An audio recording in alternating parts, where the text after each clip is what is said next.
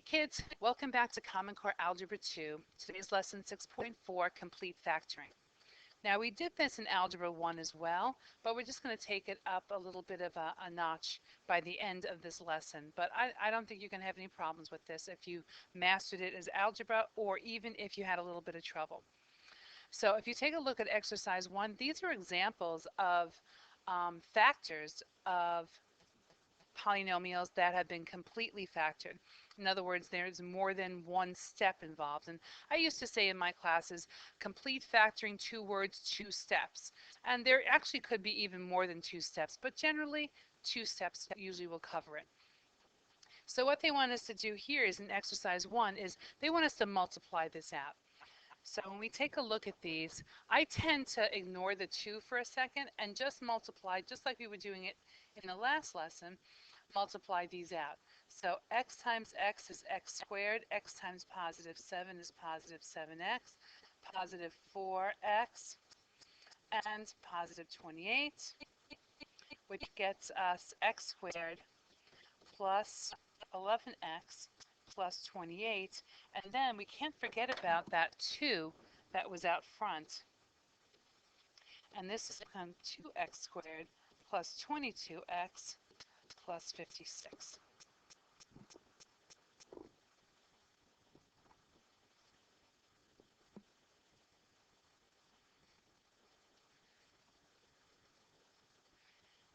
Now understand also that in letter B, you don't have to do it that way. You could distribute the 5 first to these two.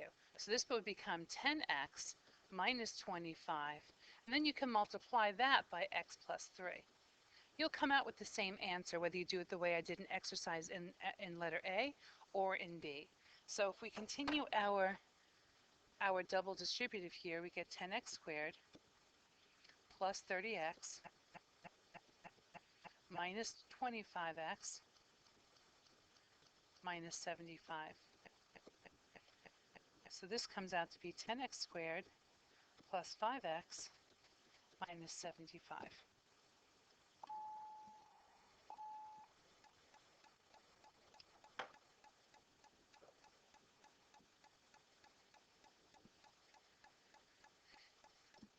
In C, again, I see that I have conjugate pairs here, so I know that when I do this, that middle term is going to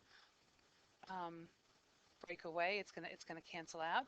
So I know here I'm going to have x squared. I can probably go straight to the x squared minus 25, but to show the math, x squared plus 5x, and then negative 5x, now at the bottom, minus 25.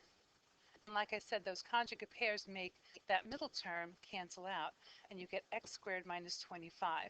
But don't forget about that 3 that's out front, so it becomes 3x squared minus 75.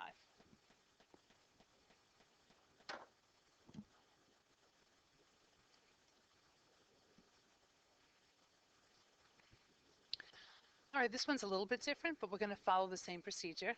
We have conjugate pairs again, which means that I can just multiply the first 2 and the last 2 because I can realize that the 3x's are the same, all right, the negative 2 and the positive 2. And then so I know that I'm going to get 9x squared minus 4. And again, if you need to do the math out like on letter C, feel free to.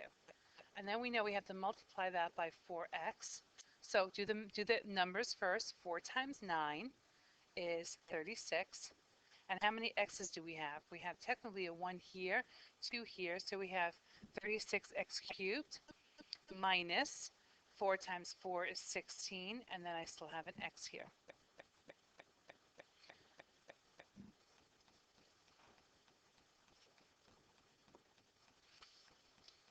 So what we're going to start doing now, not quite yet, but we're going to get to the point in this lesson where we're going to start with these bottom ones and we're going to work our way to the top one. All right? It's always nice to do the easy way first and then kind of be able to back your way into the more difficult procedure.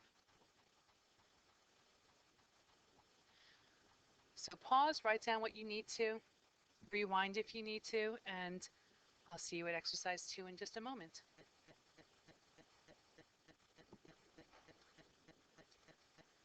All right, so to completely factor an expression means to write it as a product, which includes binomials that contain no greatest common factors. All right, so we have to make sure that when we're done, we do not have anything else that can be factored out. So like I write here, factoring completely, 2 words, 2 steps. So we're going to consider, exercise 2, we're going to consider this trinomial right here. So verify that both of the following products are correct factorizations of this trinomial. So in other words, they're saying if we do 2x squared plus 2x minus 6x minus 1 minus 6, I'm sorry, we get 2x squared minus 4x minus 6. And that's equal to our trinomial.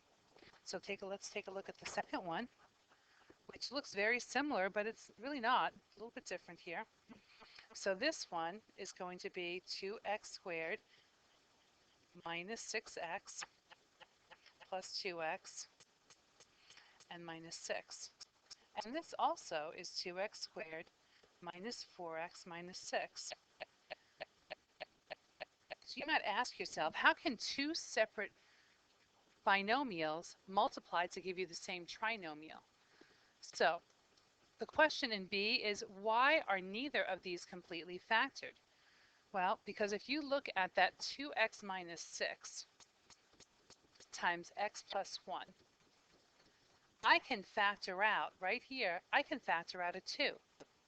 And right here in the other one, we have 2x plus 2, and we have x minus 3. And it's the same situation. Right here, I can factor out a 2, so it's not completely factored. So C says, let's take it one more step, and let's actually completely factor this. So like I said, I have 2x minus 6 times x plus 1. If I factor out a 2, so leave the 2 on the outside, and when you factor out a 2, it's like dividing each term by 2, only of that first one, not the second one. So we're left with x minus 3, and then we still have the x plus 1 here. And the same situation in the second one, because we have 2x plus 2 times x minus 3. And out of that first one, I'm going to factor out a 2. That means that basically I divide each one by 2. I get x plus 1 times x minus 3.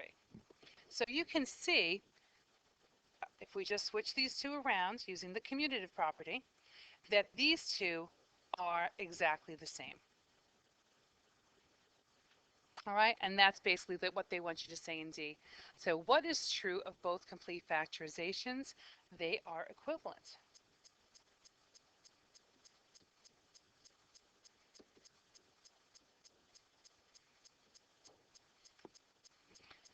Okay, and you can say they are equivalent because we use the commutative property, but basically they just want you to tell you that they are equivalent. So write down what you need to, and we'll be moving on to exercise 3.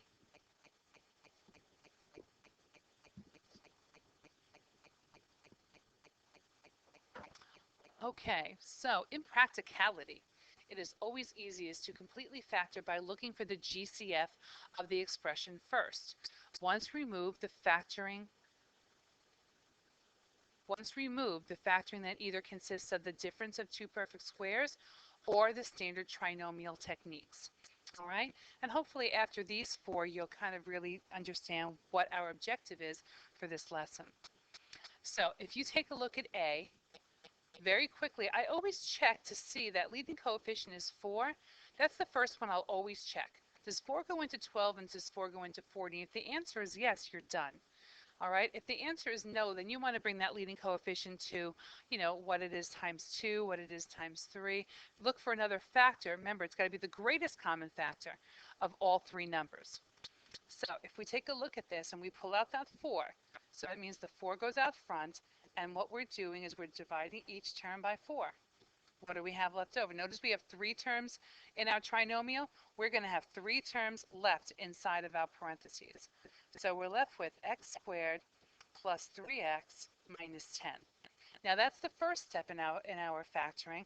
The second step is we're going to keep that 4 out front, and if they're telling you to completely factor it, there's more work to be done.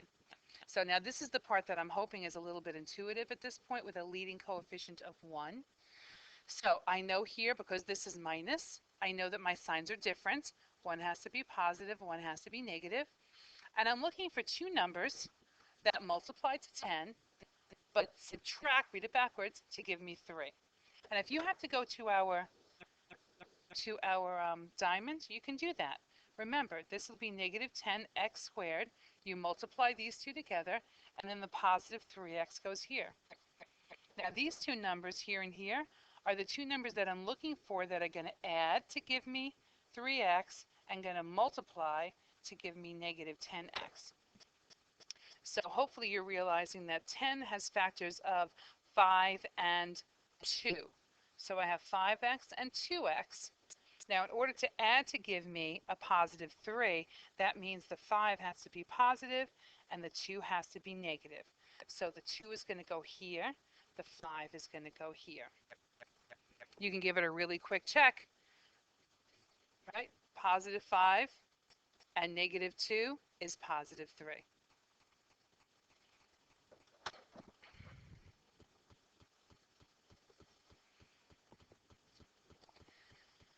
Okay, so again, B, I look at my 6, my leading coefficient is 6, and it does go into 24, so I'm going to be done. So at this point, I'm going to be 6. I'm going to divide each of them by 6. And what do I have left over? X squared minus 4. Now, hopefully you're recognizing that is the difference of perfect squares. All right, so that means you're going to end up with those conjugate pairs. X plus 2, X minus 2.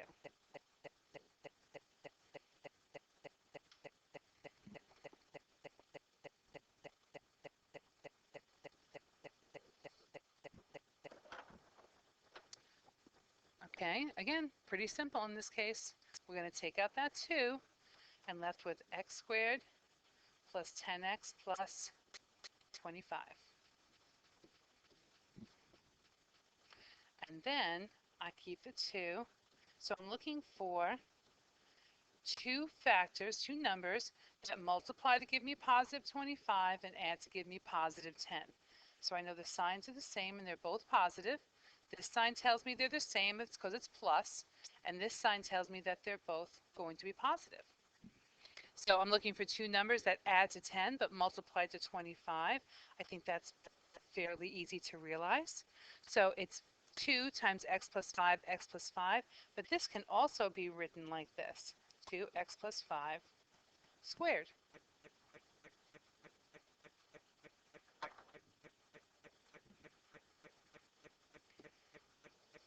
Now this one's a little tricky because it's written kind of backwards, but that's okay. Remember, order counts.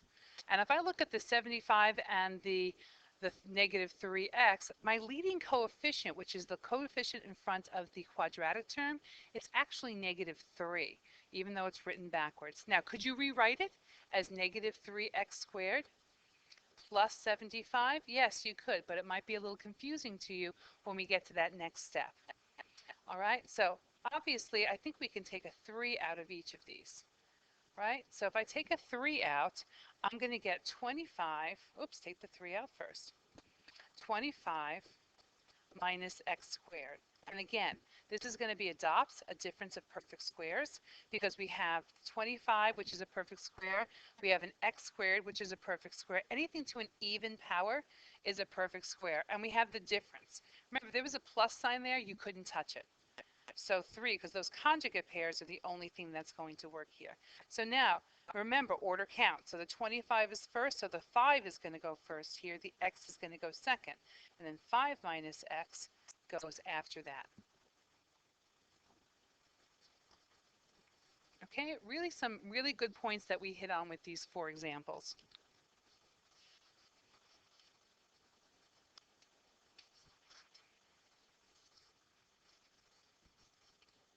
So we're going to move on to exercise 4 now. And 5 and 4. And these are going to get a little tougher now, but hopefully you're going to be able to follow us along. So if you look at A, and my leading coefficient here is 10, but 10 does not go into 55, nor does it go into 105. So pick a factor of 10. I think that the clearest factor that we can take out is going to be a 5. So I can take a 5 out of each of these, and most definitely everything here is divisible by 5. And we're left with 2x squared plus 11x minus 21. Now, we're at the point that we were at yesterday doing those diamond problems and the box problems. So, if you need to do that at this point, you can. So, if you need to factor this one more time and go to your box, I'm going to remind you that that first term goes here, the last term goes here, and then you have to go over to the diamond and multiply those two, which is negative 42x squared. And then the middle term goes here. So I'm looking for two numbers that are going to multiply to give me negative 42 and add to give me, or I'm sorry, subtract, because this is negative. I'm going to subtract to give me 11. And I know the signs are different because the only way I can get a negative here with two numbers is one is positive and one is negative. All right, so 42 turns out to be, and you can start pretty easy, 2 times 21. Is that going to subtract to give me 11? Nope. How about 3 times 7? We are not going to work there, or maybe we will. Okay, so there's my mistake. It's not 3 times 7, it's 3 times 14. And that's the one I was looking for. So I know in order to get a positive 11, I need 14 to be here. I need 3 to be here. So what does this turn out to be? It doesn't matter where you put this, x. So I have 14x. I have negative 3x. So I know 2 is going to be 2 times 1. So here's my 2. Here's my 1. So this is going to be x minus 3, right? And this is going to be 2x times positive 14. 7 is going to give me the 14. So my answer is going to be, I feel like I should have a drum roll after all this, 5 times 2x minus 3 and x plus 7. Again, you can use guess and checking here. It'll work just as well. It might even take you a less time, but it also could take you more time. So why don't you pause the video and try B right now, and then we'll come back and take a look at it.